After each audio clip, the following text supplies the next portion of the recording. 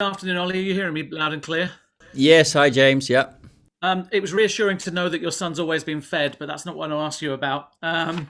In terms of the game ahead, you've got three players suspended. Is that kind of enforced rest a positive thing? No, it's never a positive thing to not have every player available. But we've got players ready to deputise and come into the team, of course. So it was amnesty after this quarter final. So we hoped to get them through, but there was some easy yellow cards here that the ref handed out. But we're ready to deal with that. Simon Peach.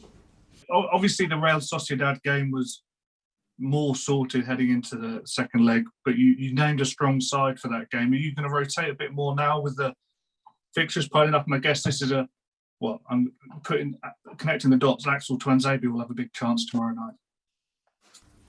Yeah, well, we have to make sure that we go through. That's what I always pick a team that I think will win a game, and we will go into this game wanting to win this. I know Granada will want to give it their all, but we also want to improve our performances, build on the momentum that we're on, and have a good performance. But there'll be a few changes, from of course, some of them are forced, some of them are maybe rotation. Simon Stone. Hi, Ollie. When you mentioned about easy yellow cards last week, will you look at leaving people like Paul Pogba out? Because if he gets another yellow card, then he couldn't play in the semi-final.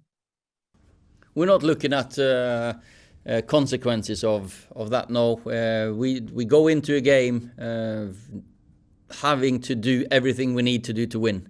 So if there's a tackle there to be won, there's the tackles there to be won. We don't want any lazy yellow cards. Just play the game properly, no token gestures, and you'll be fine. David McDonald. Hi, Ollie.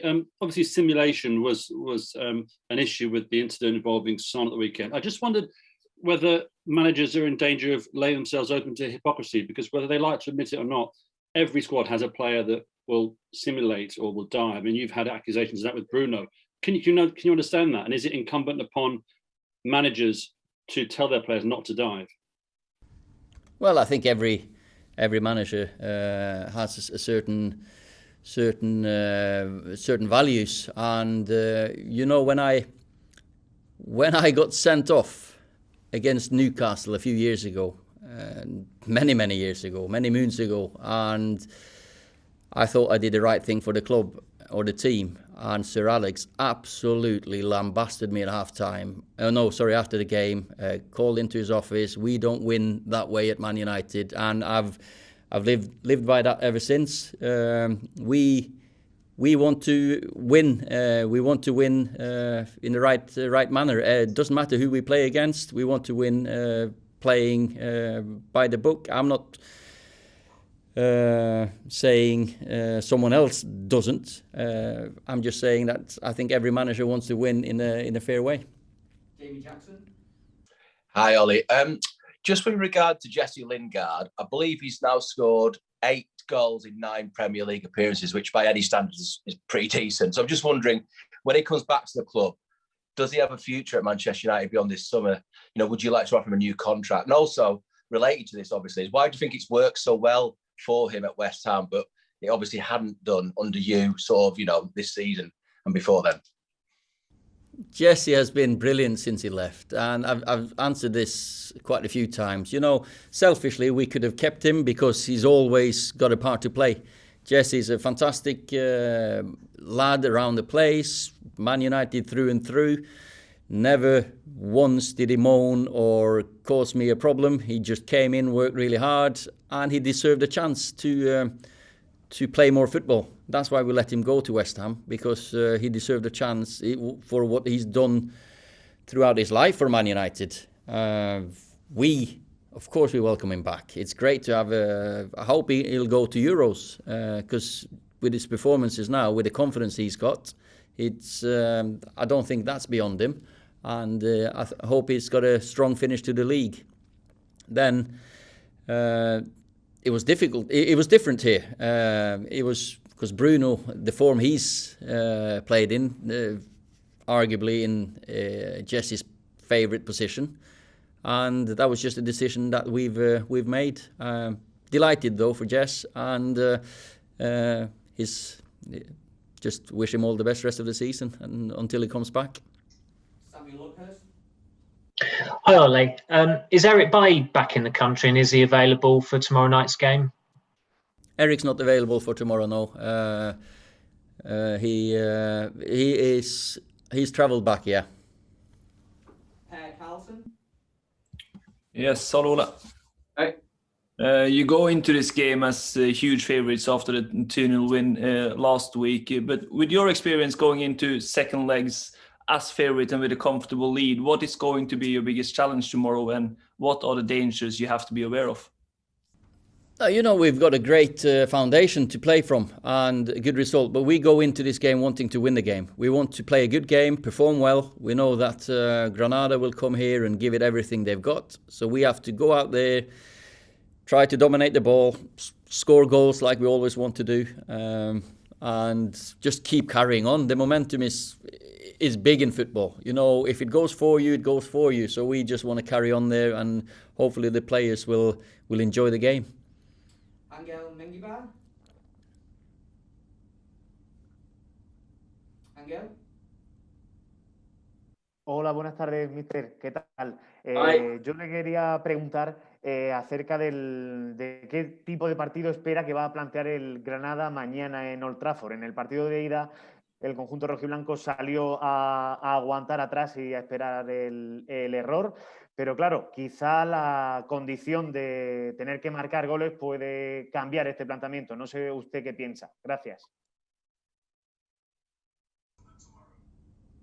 Well, it's a quarter-final in Europe, so of course they need to score goals. The way they want to create chances and score goals, I cannot predict, of course, but we have seen them against Barcelona, see them against Real Madrid, how dangerous they can be. And we just have to play a very, very good game. If they come and press us, we have to be ready for that. If they sit back and there's more counter-attack, we have to play a good game and don't give them those opportunities. It's all up for grabs. Paul Hurst. Hi Ollie, just going back to Axel.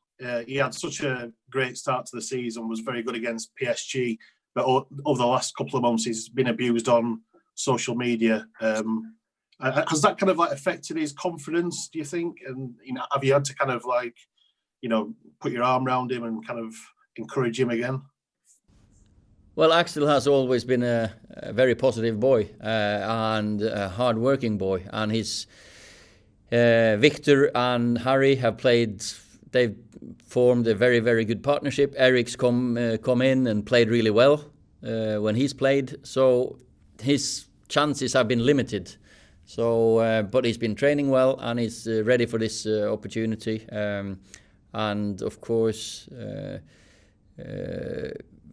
I don't think it affected him that back when it happened. No. James Savundra. Ollie, you're missing two key leaders tomorrow in Harry and Scott McTominay. How do you feel about the leaders that are coming through at United at the moment? And just a word on the growing team spirit as well, when you consider gained 28 points from losing positions this season and an incredible turnaround after half-time against Spurs. Yeah, we are a group of young players who want to improve, want to learn, and we know that we'll have to lead at some point. Everyone has to lead at some point. They've been asked to lead. We've got different ways of promoting leaders. We've had, of course, you've still got a few leaders here now with those players out. So I'm not worried about that. And the team spirit always goes in front of any individual. I've not seen many teams. Maybe I'm sure the team spirit in the Argentina World Cup 1990 squad was good as well, but they had one superstar with Maradona who was better than everyone else. But for us, it's a group working together, knowing that we need everyone to be on board on our values, on our set behaviors. Man United have always got players, or humble, hard-working players that stick together and never ever give in any game. And as you said, 28 points from losing positions that's fantastic. On the other hand, it's worrying that we have to do that. Yeah, Alan? Hey, Ola. I was just, with the Euros coming up this summer, potentially that could be a little bit more complicated transfer window, certainly a more hectic one. Could you see any business being done before the Euro kicks off with regards to transfers, either coming in or going out? Well, the transfer window will come when it comes. I'm just focusing on finishing the league strong. We have too many important games to finish and to win. But of course, I think everyone in this job would like to do deals as soon as possible. But at the moment, my sole focus is on winning games. Laurie Whitwell? Hi, Ole. I believe you're the only team in the Premier League to have a fixture every midweek, basically all season. Obviously, this is another midweek where you're playing. How difficult is that to manage? And in terms of fitness of players and then also selections, has that left you at a disadvantage at all, or do you think accept that that's just what life is like with Manchester United? No, you have to accept that at Man United. Of course, we've not been in a position or situation where we could think about this game as a given and maybe take a risk. We've needed results in more or less every game, which is a good way, because then your coaching sessions are in the games really. And what we've missed out on is the hours on the training ground. We haven't had that because we've had injuries. We've had a few. Sometimes we haven't had the squad fully fit, so that's made it more difficult. But as a Man United player, you need to be able to play. Round about. I think we played 50 games now this year season, and it's just something that you want to get used to and have to get used to. Maybe the biggest challenge was the lack of pre-season, because normally you practice maybe different ways of playing in the pre-season, but we only had one game, and that was against Aston Villa, and we needed to get the fitness. So since we played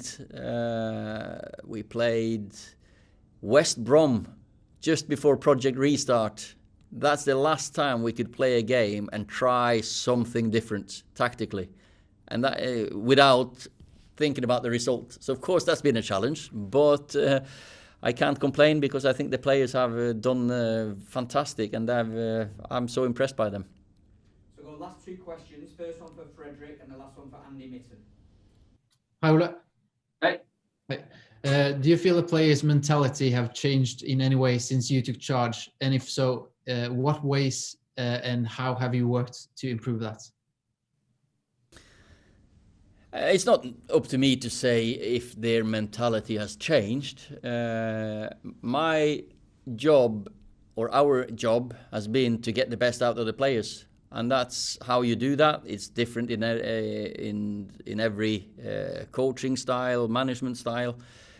I can feel a change in the belief and the confidence, because say 2 years back when we started this project, rebuilding the squad, we knew we had a few months or a year, maybe seasons, to learn, and they've learned on the job, many of them. But now you can see the focus going on.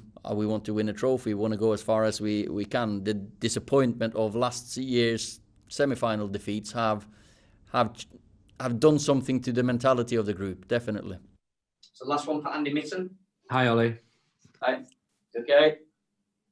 You've won all 3 matches away in this competition, no goals conceded, have yet to win at home in it, and away form in the Premier League is better than the home form. Why do you think this is happening?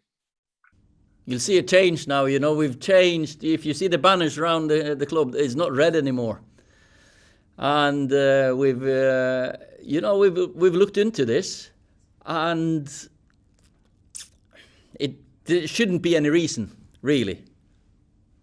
But some of the players I've mentioned that, that split-second decision that you have to make, look over your shoulder if your teammate's there or not. And the red shirt is on a red background, just with the red seats. And so we've, of course, tried to change that along with a campaign, with an anti-racism campaign. So, of course, that was important that it wasn't red anymore. Then again, there shouldn't be any reason, but then again, if you've got a 4-0 advantage, you don't really have to win that game. 0-0 was a good result. Then the first game against Milan, that's still a draw. We conceded in the last minute. So I still think we played some good football at home, and we started off badly with 3 defeats with Palace, Tottenham and Arsenal very early on. So we've improved.